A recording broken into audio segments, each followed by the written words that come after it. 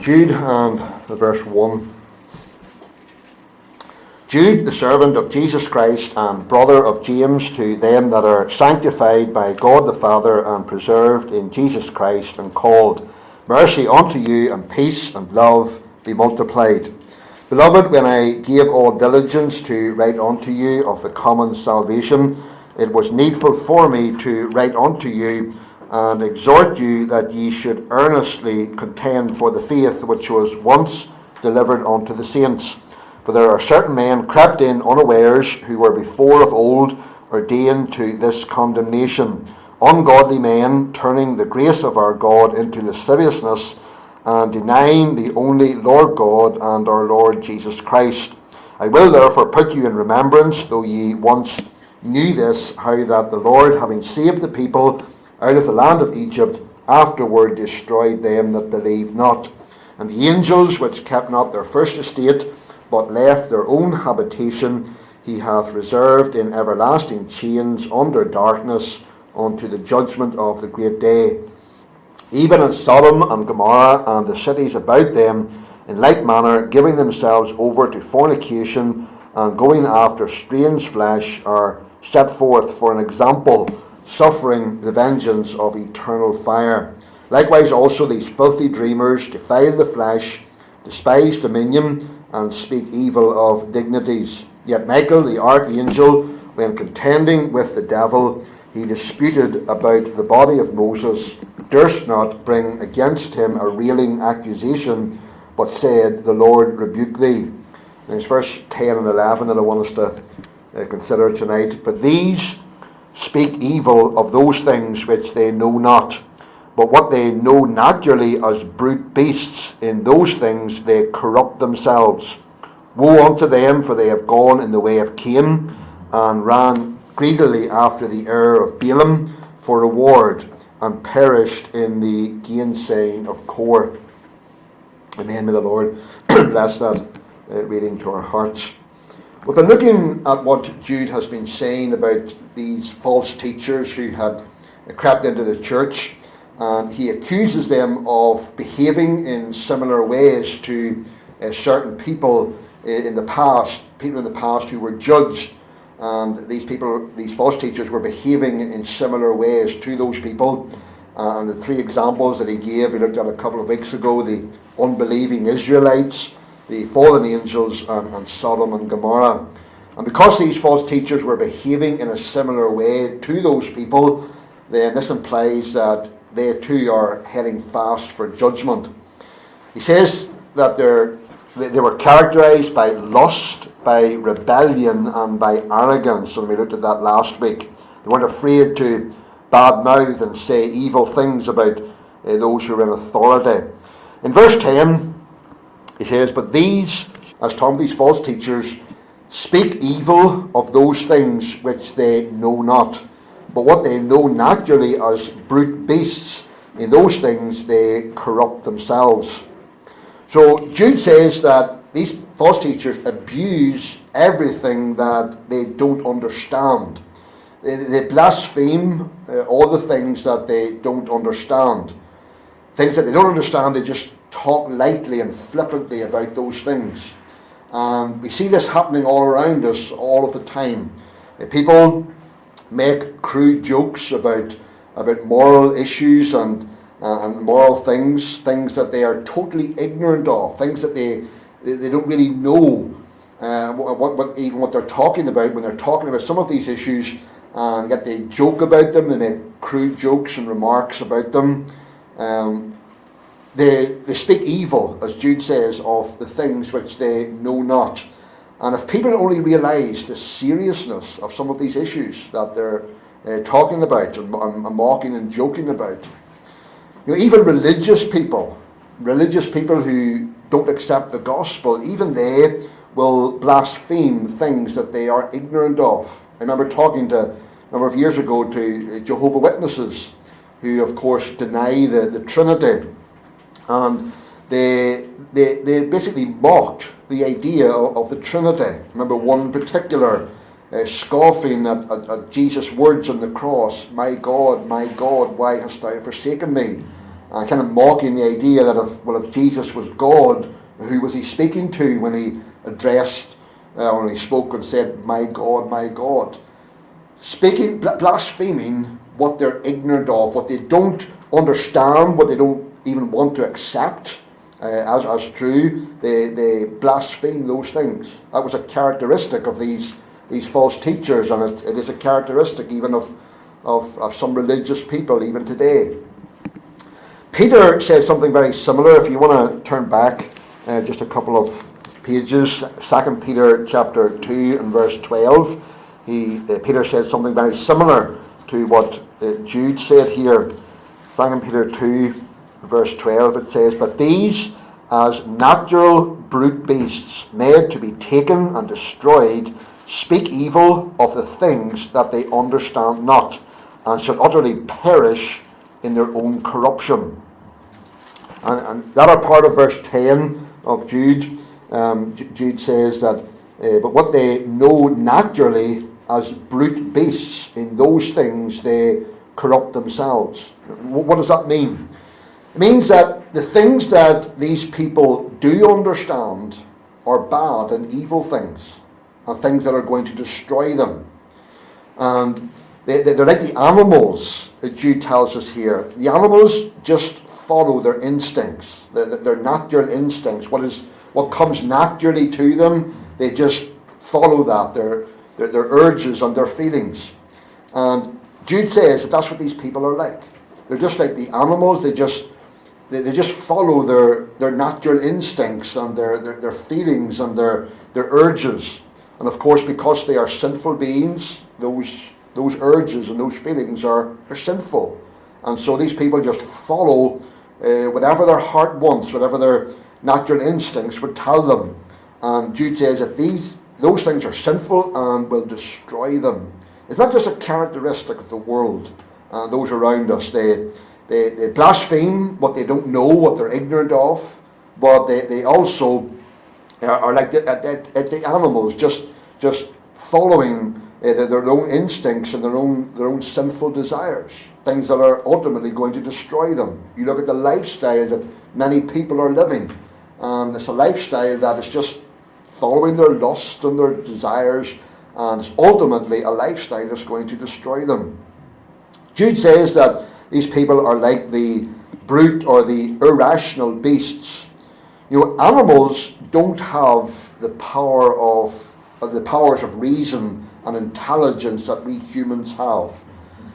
God didn't make the animals the same as us humans. The behavior of the animals from a human point of view would be classed as immoral. And that's what Jude says about these people. He says what they're like.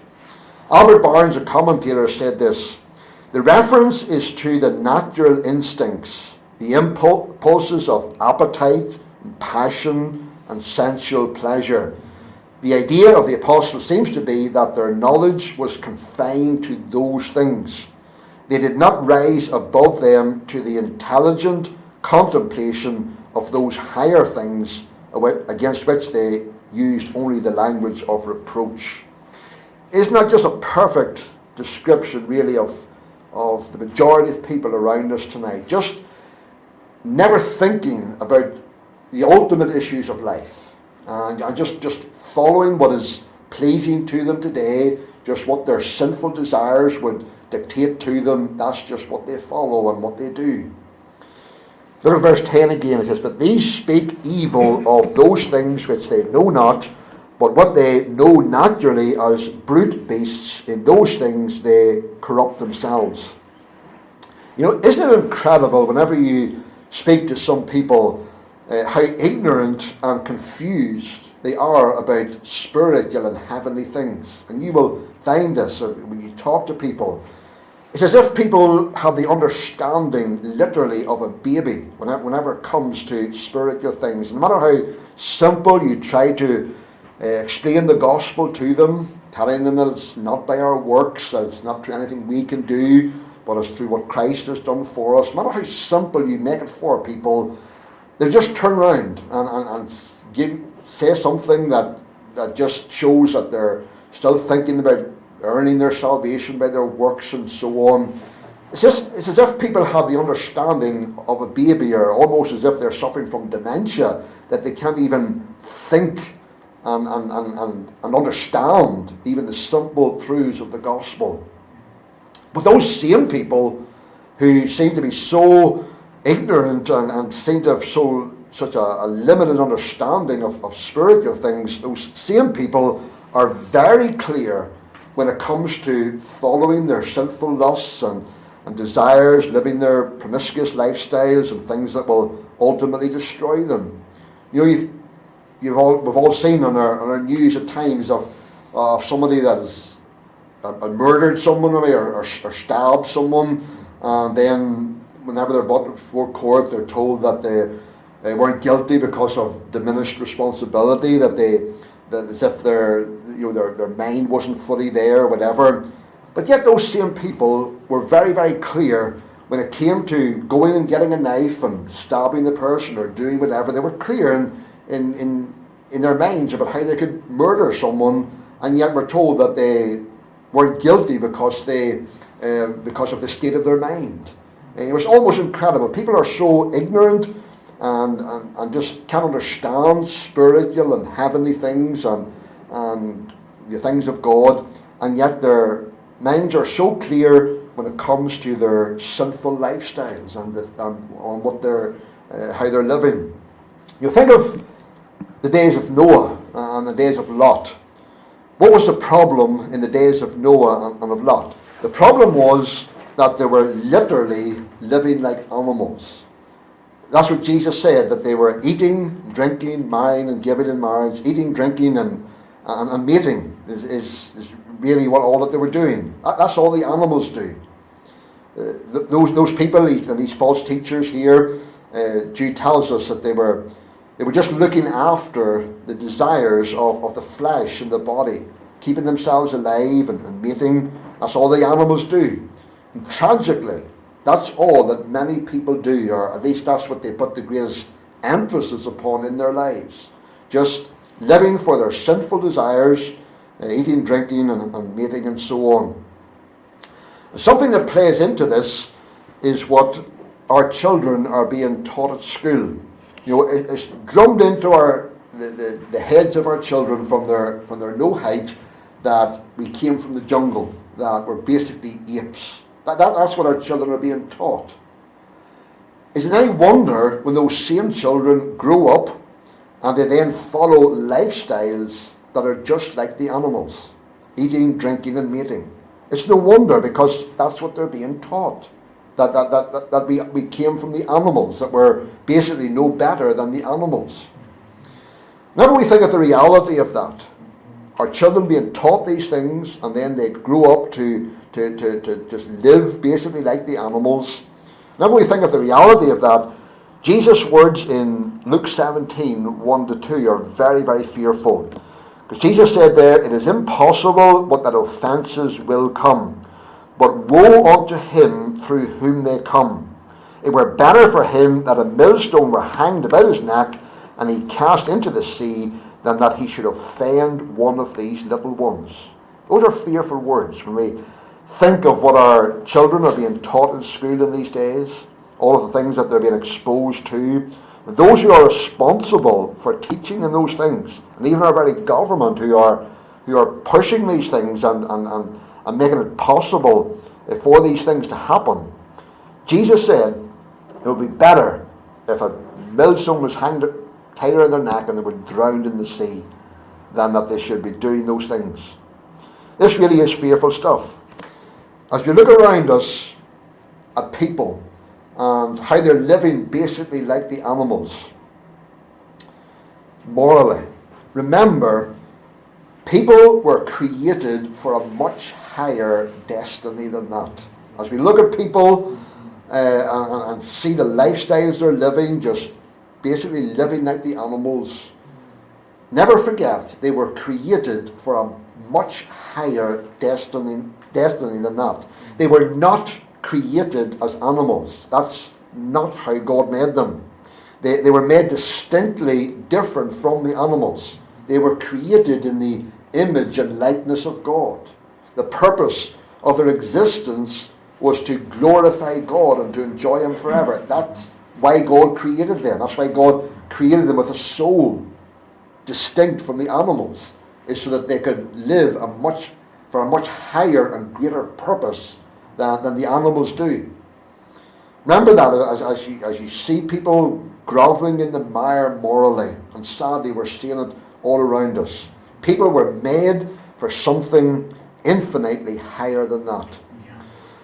And it's bad enough that these things are out there in the world, but it's worse when we consider that these things are happening even within the church.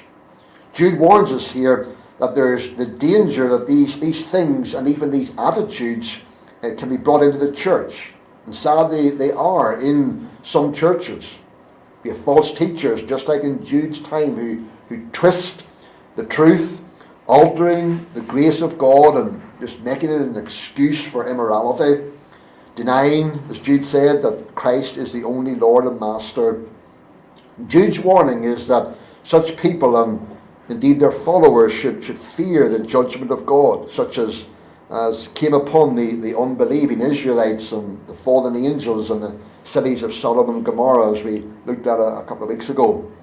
But Jude goes on then in verse 11 to say, "Woe unto them, for they have gone in the way of Cain, and ran greedily after the error of Balaam for reward, and perished in the gainsaying of Kor." The word woe there, when Jude says woe unto them, that word woe means great sorrow or distress. It's a pronouncement of judgment, but it's also a word of sadness, and you can almost see and picture the sadness in Jude's eyes, maybe even the tears that were in his eyes as he writes this about these people, or maybe the sad shake of the head as he thinks of how low these people have sunk morally. And he gives three reasons for this woe here, and three more Old Testament examples. He says, firstly, they have gone in the way of Cain. We're all familiar with the story of Cain. God rejected Cain's offering because Cain went his own way and he did his own thing, rather than the way God had laid down, which was the way of blood sacrifice and the way of faith. And that's why Abel's sacrifice was accepted and Cain's was rejected. Because Cain basically went his own way and done his own thing. He rejected what God had said, the way people should come to him by means of blood sacrifice.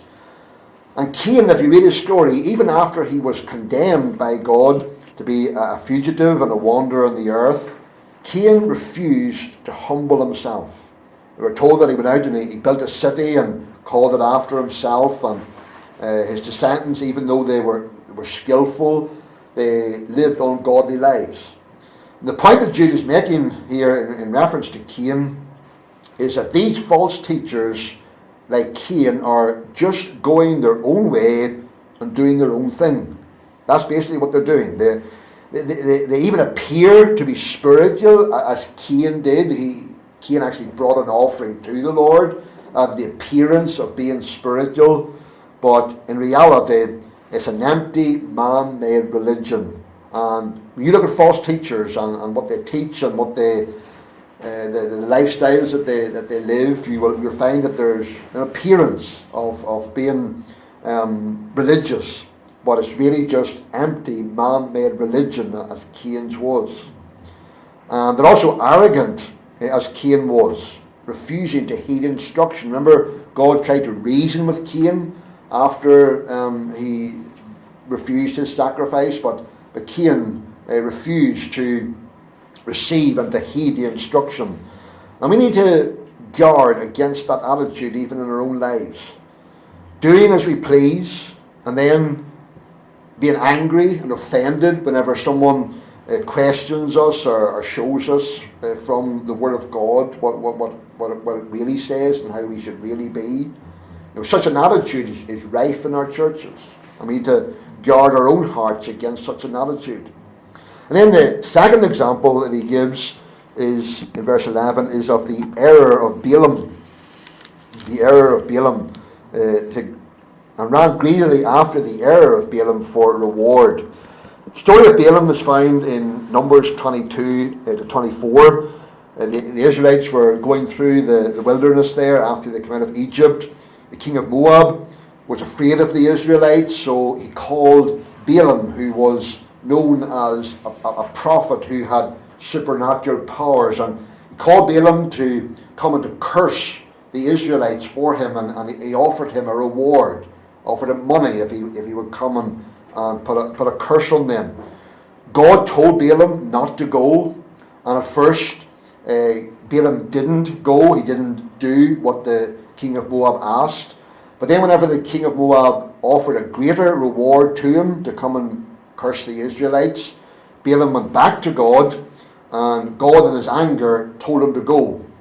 And as he was going, we know the story, God caused the donkey to speak to him and to rebuke him. God never wanted Balaam to go from the start, but because he persisted, God just let him go.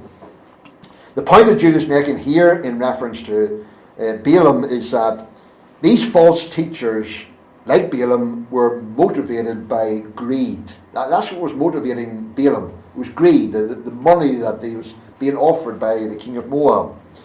And Balaam would have done anything for money, and so these false teachers would do anything for money. You know, if God had permitted, Balaam would have cursed the children of Israel, if God had allowed him. And he would have cursed them because of the reward that he was being offered. You know, sadly, such people still exist in the church today. In certain circles, we still have these false teachers who are motivated by money. You know, there are some, in many parts of the world, there are televangelists who have become very wealthy and they're living in luxury. Some of them have their own private jets and so on. They're living in great luxury. How do they do it? What they do is they make false promises to their followers, telling them that if they give some money to their ministry, that they will pray for them, pray for their healing or for some of their needs or whatever, health and prosperity. If they just give some money, they can pray for them. People are taken in by them, and the fact that they say some good things, even like Balaam did say some good things. He even gave a prophecy in regard to the coming Messiah. Because these false teachers say some good things, then that deceives people. People are taken in by them, and people will give money to them. And you see, they're motivated by greed. And again, we all need to be careful of that attitude, being motivated by the love of money or being motivated by greed in any way. In the third example that he gives here is the rebellion of Korah. It says, end of verse 11, and perished in the gainsaying of Korah. The story of Korah again took place whenever the children of Israel were wandering in the wilderness. This man Korah, along with some others, organized a revolt and a rebellion against the authority of Moses and Aaron. They said that Moses and Aaron were taking too much of the leadership upon themselves without involving others. That was their complaint. And the truth was that God had chosen Moses and Aaron to be the leaders of his people. But Korah wasn't happy with that. He wanted to be in leadership. He wanted to be in leadership himself.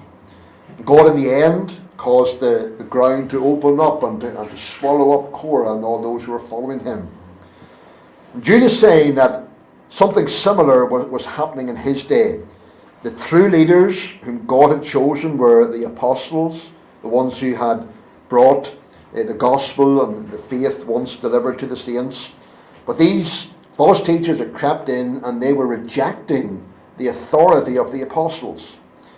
They were trying to set themselves up as leaders and were trying to take the church back into the immorality of the world. The warning is that they will perish and all who follow them, just like Korah perished there in the wilderness when he wanted to take the position of leadership from Moses. We need to guard ourselves again against this rebellious spirit, both in ourselves and in others.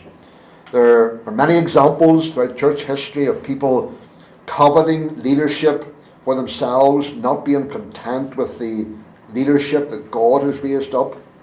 It's often resulted in churches splitting and new ones starting up. People not happy with the leadership in the church, wanting to take the position of leadership themselves, and when they can't do that, then they walk away and start their own church up.